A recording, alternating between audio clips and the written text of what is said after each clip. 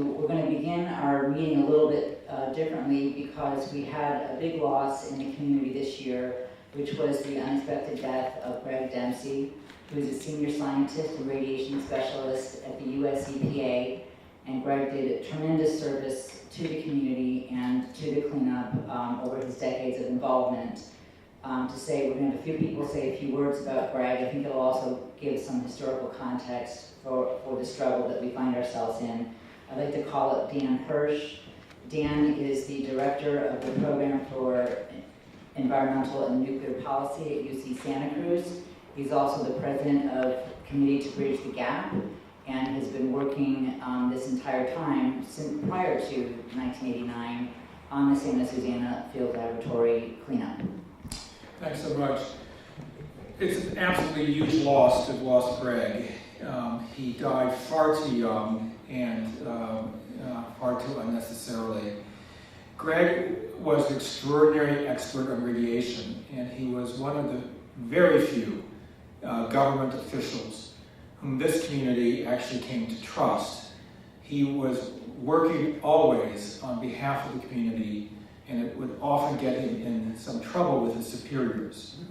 His involvement with the site began in 1989, when the EPA was for the first time allowed onto the site to review the radiation monitoring that was being done there. And Gregg was frankly horrified by what he found. He issued a report that showed that essentially the Department of Energy and Rocketdyne, which ran the facility, had no real idea where the contamination was, how much contamination existed, that they were doing things that would, on their face, be seen as purposely trying to not get accurate readings. For example, they would wash vegetation samples before monitoring them to wash off the radioactivity. They would burn the vegetation to drive off the volatile radioactivity. They would heat the soil samples to drive off the volatile radioactivity before measuring. They would filter the water to filter out the radioactivity before measuring. And his critique was devastating, resulted in the creation of oversight by EPA, and a few years later, the Department of Energy and Rocketdyne did their own radiation survey of the site, and Gregg reviewed it and determined that it was just a piece of junk. It could not be relied upon at all.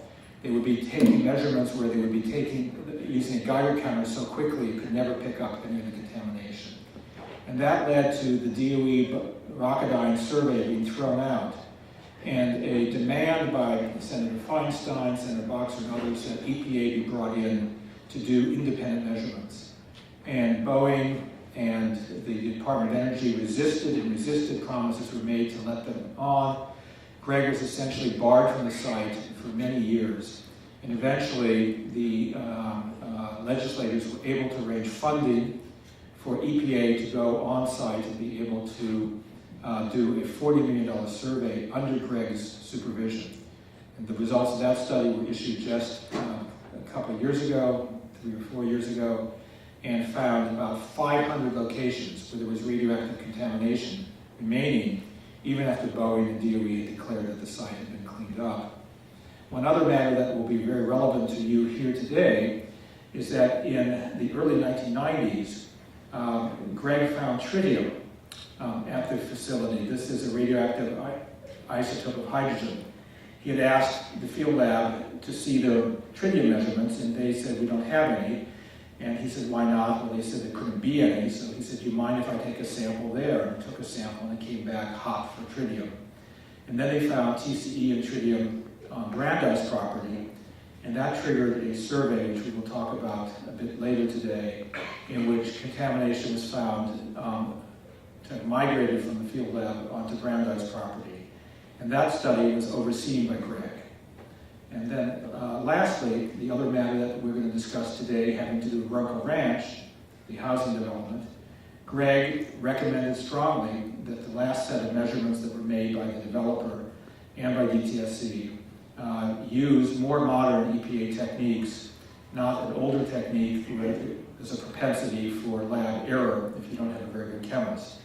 And his recommendation was ignored, and those measurements went ahead, and we'll discuss the outcome of that. But the bottom line is this was a man who knew his science, who followed the science where it took him, who got in some trouble with his superiors because he was trying to protect this community, and whose discoveries were very, very important for us all to know how contaminated the field lab is and how that contamination has migrated off-site. It's a huge loss. I can't tell you how many times a day I find myself reaching for a phone to call them to ask a bit of information that would be helpful to you. And we no longer can do that. But we should be grateful for the decades in which he served this community at some personal cost. So, Yes, Gregg, in addition to being a tremendous public servant to the community, Gregg Dempsey also became a very dear friend to many people. There are members here of the Rocketdyne Cleanup Coalition who've been doing this since 1989 and have known Gregg since then. And I'd like to call a few of them to say a few words about Gregg as well. Bill Bowling and Marie Mason, I can't see you, so actually if you could come up, that would be really good.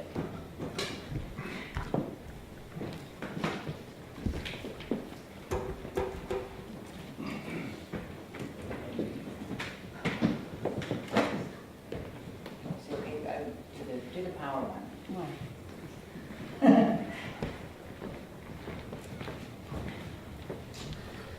I'm Marie Mason. I live in the Susana Knolls, which is a small community directly below the site at the very east end of Simi Valley.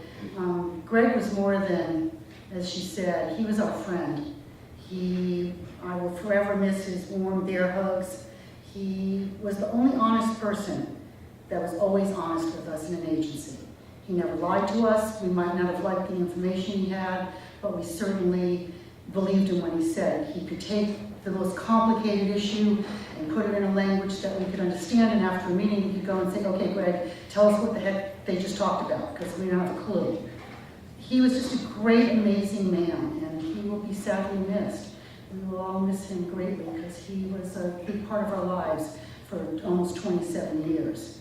That, you know, we looked forward to seeing him, we looked forward to asking him. I mean, Gregg liked radiation. I mean, he thought it was great. He went to Chernobyl a couple of times. He thought it was great. So he didn't come from the mindset that he was very anti-nuclear or this was his job, and he was very honest with us and let us know, you know, there was good stuff and bad stuff, and just the way it was. But he will be greatly, greatly missed, and I'm forever grateful that Dan told us when he was in the hospital so we could communicate with him and send him a message and tell him we were sending our wishes, and he emailed back and said thank you and thanks for our friendship. And so I'm so thankful that we got to do that. So he will be missed. And as Dan said, we had to beg for a very long time to get him to do the EPA study. We told him it doesn't matter, we can get all the people in EPA you want, but unless we have Gregg reviewing it, we're not going to believe a word of it. Because we knew we could believe Gregg. And finally, after much, he got on board. So we're going to miss him. Gregg will definitely be missed, and he was always there for the community. And even after case was closed, when they moved on, EPA went elsewhere, and the 2012 radiological background and historical site assessment was complete. He was always there. I would see his light come on Facebook. Oh, Gregg's awake. You know, I'd ask him questions, and he was always there, always willing to answer questions. And the great thing about Gregg is he knew everybody's name, and it was always like, well, you know, Bill, it's like this. And he would break it down so simply and so anyone could understand. And it was just great to have him around in a world of radiation that we can't understand. And he laid it out so we were able to understand and get through the process, and we were able to comment on these documents with some knowledge that was from